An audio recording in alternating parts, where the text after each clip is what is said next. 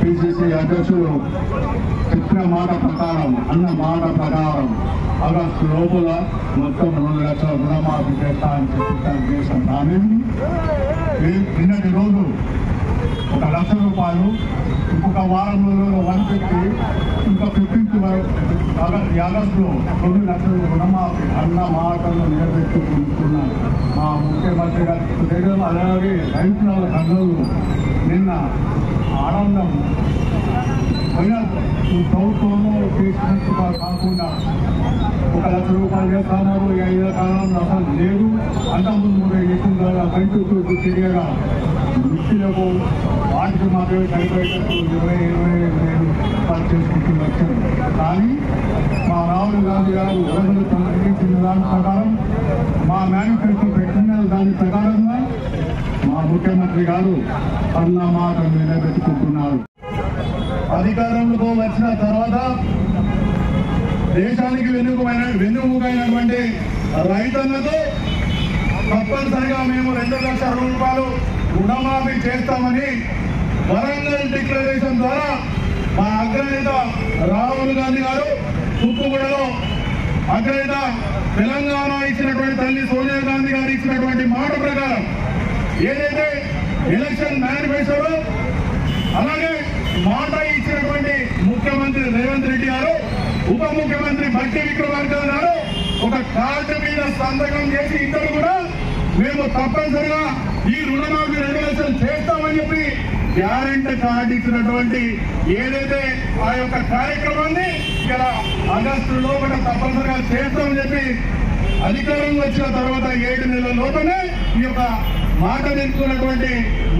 తిప్పకుండా మాట తప్పకుండా ఇచ్చినటువంటి ఏదైతే పార్టీ కాంగ్రెస్ పార్టీ. ఇవాళ రేవంత్ రెడ్డి గారు ఏదైతే 2 లక్షల రూపాయలు ఆగస్టు 15 లోపల మేము తప్పనిసరిగా రుణమాఫీ చేస్తామని చెప్పినప్పుడు మాటకు ప్రతిపక్షాలందరూ కూడా ఏదైనా చేసుకుంటే మీరు దమ్ముంటే ఏంటి మేము రాజీనామా చేస్తున్నాం అనేటువంటి పరిస్థితిలో ఇలా చేసి చూపించినటువంటి మొదలు ముఖ్యమంత్రి రేవంత్ రెడ్డి గారు. ఆ విధంగా ఇలా ఆగస్టు 15 లోపలనే కాకుండా ఇలా నిన్న జరిగినటువంటి ఏదైతే ఉందో 2 లక్షల రుణమాఫీ చేస్తామని చెప్పి నిన్నటి రోజున రైతుల ఖాతాలలో 1 లక్ష రూపాయలు రుణమాఫీ డబ్బులు చేరినటువంటి పరిస్థితి ఇలా దేశమంతా చూసా ఉన్నారు. ఏ రాష్ట్రంలో కూడా ఏకకాలంలో 2 లక్షల రుణమాఫీ చేసినటువంటి చరిత్ర లేదు. కానీ ఇచ్చిన మాట ప్రకారం తెలంగాణలో 2 లక్షల రుణమాఫీ చేసి ఇవాళ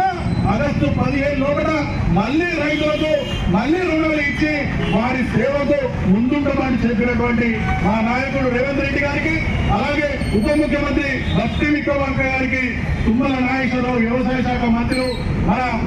మన జిల్లా మంత్రి కుంభం ప్రభాకర్ గారు శ్రీధర్బాబు గారికి వీరందరూ కూడా సిరిసిల్ల కాంగ్రెస్ పార్టీ పక్షాన రైతుల పక్షాన వారికి కృతజ్ఞతాభివందనాలు తెలియజేస్తూ ఇలా సిరిసిల్ల నియోజకవర్గంలో 12,000 పైసలకు రైతులకు ఇలా 1 లక్ష రూపాయల ఏవైతే రుణమాఫీ వాళ్ళ ఖాతాలో పడ్డాయి. దాదాపు అలా మొత్తం టోటల్ గా 31,000 కోట్ల రూపాయలు ఇలా దేశం మన తెలంగాణలో రైతులకు ఏకకాలం చేసినటువంటి ఘనత ఇలా కాంగ్రెస్ పార్టీ మా తెలంగాణ ముఖ్యమంత్రి రేవంత్ రెడ్డి గారు అనేటువంటి విషయాన్ని తెలియజేసుకుంటూ ఈ రకంగా ఇచ్చిన మాట ప్రకారం కాంగ్రెస్ నాయకత్వం ఏదైతే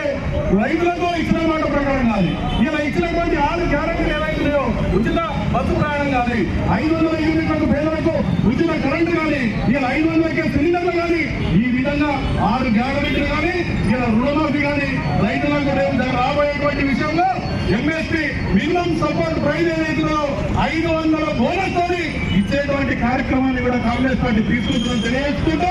ఈ కార్యక్రమాన్ని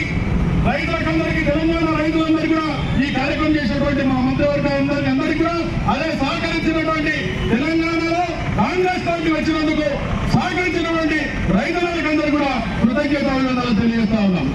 రేవంత్ రెడ్డి గారు వారి మంత్రివర్గం మొత్తం కలిసి ఎన్ని ఇబ్బందులున్నా వరంగల్లో రాహుల్ గాంధీ గారు ఇచ్చిన మాట ప్రకారము రైతులకు రుణమాఫీ 2 లక్షల వరకు చేస్తారని ఆ రోజు వాగ్దానం చేసినటువంటి సందర్భం పురస్కరించుకొని మరి అంతేకాకుండా తుక్కుగూడలో కూడా శ్రీమతి సోనియా గాంధీ గారు మాజీ ఏసీఏ అధ్యక్షురాలు ఇచ్చినటువంటి వాగ్దానాన్ని పురస్కరించుకొని మన గౌరవ ముఖ్యమంత్రి ఏకకాలంలో 2 లక్షల రుణమాఫీ చేస్తారని వారు మాట ఇవ్వడము, దానికి అనుగుణంగానే నిన్నటి రోజున 1 లక్ష రూపాయల వారికి మొదటి విడతగా పూర్తి స్థాయిలో మంజూరు చేయడము, రెండవ విడతలో 1,50,000 రూపాయలు, మరి ఆగస్టు చివరి కల్లా 2 లక్షల రూపాయలు రుణమాఫీ చేస్తారు వారు నిర్ణయించుకుని నిన్న 1 లక్ష రూపాయలు రుణమాఫీ చేయడం అనేది చాలా గొప్ప విషయము. మనకు మిగులు బడ్జెట్ ఉన్నటువంటి రాష్ట్రాన్ని అప్పుల పాలు చేసి అటు రైతులకు రుణమాఫీ చేస్తారని 10 ఏళ్ల కాలం వెళ్ళినటువంటి వారిని కాదని అప్పులను లెక్క చేయకుండా వారు ఇచ్చినటువంటి ఈ రుణమాఫీ పెద్ద గొప్ప నిర్ణయంగా భావిస్తున్నాము. కాంగ్రెస్ శ్రేణులందరూ దీన్ని చాలా సంబరాలు చేసుకుంటా ఉన్నాము. కావున వారికి మా సిరిసిల్ల పట్టణ ధన్యవాదాలు చెప్తాం.